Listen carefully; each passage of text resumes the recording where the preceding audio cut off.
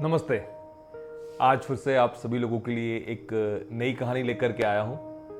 ये कहानी है ट्यूसडे मोटिवेशन। आज मंगलवार का दिन है और बड़ी ज़बरदस्त एक पुरानी कहानी लेकर के आया हूं। शायद जाने अनजाने में कहीं ना कहीं आपने से सुना हो। ये कहानी है एक राजा की। एक राजा जिसकी कोई संतान नहीं होती है, उसका एक बड़ा सा राज्य है और राजा वृद्ध हो चला है, उसकी उम्र हो गई है और वो चिंतित है इस बात को लेकर के कि उसकी कोई संतान नहीं है, उसका कोई बच्चा नहीं, तो उसके इस राज्य को कौन संभालेगा। राजा ने बहुत विचार किया, बहुत सोचा और उसने एक उपाय निकाला। उसने एक कंपटीशन रखा। उसने अपने राज्य में लोगों को बोला कि आप अगर चाहें तो आप बन सकते हैं इस राज्य के राजा, लेकिन आपको एक कंपटीशन, एक प्रतियोगिता में हिस्सा लेना होगा और जो इस प्रतियोगिता को जीतेगा वो इस राज्य का राजा बनेगा।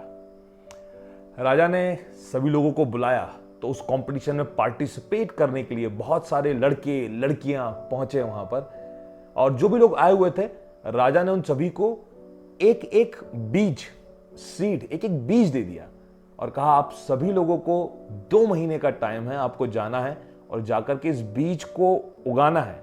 जिसका भी पौधा सबसे अच्छा उगेगा मैं उसे इस राज्य का राजा बना दूंगा। क्यों? क्योंकि वो व्यक्ति जानता है कैसे एक पौधे और एक पेड़ की अच्छे से देखभाल करी जाए, और जो पौधे और पेड़ की अच्छे से देखभाल कर सकता है वो इस राज्य की भी अच्छे से देखभाल कर पाएगा।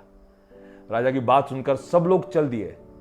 उसमें से एक फार्मर था, एक किसान था जो गार्डन की देखभाल करता था। वो बहुत खुश हो गया कि ये तो मेरी कोर कॉम्पिटेंसी है, मुझसे ज्यादा कोई एक्सपर्ट है ही नहीं इस काम को करने में। वो बड़ा खुश हुआ और वो बीज लेकर के गया। उसने बढ़िया से गमले में अच्छी मिट्टी लाई, उसमें बहुत अच्छी खाद मिलाई और उस बीज को लगाया। उसने इंतजार करा उस बीज में से पौधे के निकलने का। लगभग 1 हफ्ता गुजर जाने के बाद उसके गमले में से, उस बीज में से कोई पौधा नहीं निकला। वो परेशान हो गया। आसपास में लोगों को देखा तो किसी का पौधा इतना बड़ा हो गया, किसी का और बड़ा हो गया। वो परेशान हो गया कि कुछ तो गलती हुई है, शायद मिट्टी में कमी है। उसने फिर से मिट्टी हटाई, नए गमले में शिफ्ट करा उस बीज को और फिर इंतजार करा उसने 2 हफ्ते तक, फिर भी कुछ नहीं हुआ। फिर वो परेशान, कह रही क्या हो गया, क्या गलती हो रही है मुझसे, दूसरे लोगों के पौधे और बड़े हो गए। उसने फिर उस गमले में से निकाला उसे और गमले में से निकाल करके उसने मिट्टी में रोपा, जमीन में रोपा कि अब यहां तो तय है अच्छा पौधा उगेगा, लेकिन फिर भी कुछ नहीं होगा। और ये करते करते 2 महीने पूरे हो गए। वो दिन आ गया जब उसे राजा के पास जाना था और सभी लोगों को राजा के पास जाना था। तो उसका तो पौधा बीज से निकला ही नहीं, तो वो थोड़ा निराश हो गया। उसने कहा कि मैंने इतनी मेहनत करी पर फिर भी बीज में से पौधा नहीं निकला। तो उसने सोचा कि अब मैं क्या करूंगा राजा के पास जाके। सभी लोग पहुंचे कंपटीशन वाले दिन। किसी के गमले में इतना बड़ा पौधा, किसी के गमले में और बड़ा पौधा, खूबसूरत खूबसूरत फूल निकल आए कुछ पौधों में तो। लेकिन उस फार्मर के पेरेंट्स ने, उसके माँ बाप ने उससे कहा कि तुम जाओ, आज तुम जरूर जाओ और तुम राजा को जाके बताना कि तुमने कितनी मेहनत करी इस दिन के लिए। ये बात अलग है कि तुम्हारे बीच से पौधा नहीं निकल पाया, पर अपनी मेहनत के बारे में जरूर बताना जाके राजा को। वो लड़का अधूरे मन से उस सभा में पहुंचा तो राजा के पास सभी लोग पहुंचे हुए थे, सभी के हाथों में गमले थे और उनमें पौधा था। राजा ने देखा कि ये जो लड़का है इसके पास कोई पौधा नहीं। राजा उसके पास पहुंचा और पूछा कि तुम्हारे पास कोई पौधा नहीं, क्या बात है? उस लड़के ने कहा कि महाराज, मैंने बहुत मेहनत करी, मैं उस बीज को ले गया, मैंने एक अच्छे से मिट्टी में अच्छे खाद के साथ उसे लगाया, लेकिन उसमें से पौधा नहीं निकला बीज से। मैंने उसे दूसरे गमले में शिफ्ट करा, वहां भी मेरी बात नहीं बनी, तो फिर मैंने उसे जमीन में लगा दिया, लेकिन महाराज मेरी कई कोशिशों के बाद भी उस बीज में से पौधा नहीं निकला।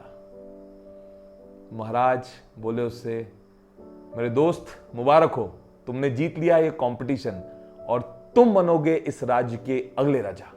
लोग आश्चर्यचकित हो गए कि अरे ये क्या हो गया, हम सब लोग तो पौधे लेकर के आए और ये कैसे बन सकता है राजा इस राज्य का। तो राजा ने मुस्कुरा करके सभी को बताया कि मैंने आप सभी लोगों को जो बीज दिए थे वो बीज पहले से ही पके हुए थे, उनमें से किसी भी बीज में से पौधा नहीं निकल सकता था, असंभव था पौधा निकलना, लेकिन आप सभी लोग पौधा लेकर के आ गए।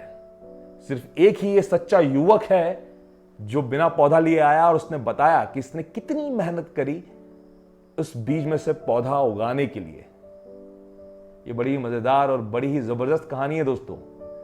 ये कहानी बात करती है ईमानदारी की, ये कहानी बात करती है इंटीग्रिटी की। ईमानदार रहना जिंदगी में बहुत ज्यादा जरूरी है। वो कहता है ना कि अगर हम अपने प्रति ईमानदार हैं तभी हम दूसरों के प्रति ईमानदार हो सकते हैं। वो लड़का ईमानदार रहा अपने प्रति और उसे मौका मिला राज्य का राजा बनने के लिए। तो ये बात हम हमेशा अपने दिल में रखें कि क्या हम अपने आप से झूठ तो नहीं बोल रहे हैं? क्या हम जो कर रहे हैं वो सच्ची ईमानदारी के साथ कर रहे हैं? क्या हम अपने प्रति ईमानदार हैं? अगर हाँ, हम अपने प्रति ईमानदार हैं तो यकीन मानिए फिर हम दुनिया के प्रति भी ईमानदार हो सकते हैं। ये थी आज की छोटी सी कहानी। उम्मीद करता हूं आप लोगों को पसंद आई हो।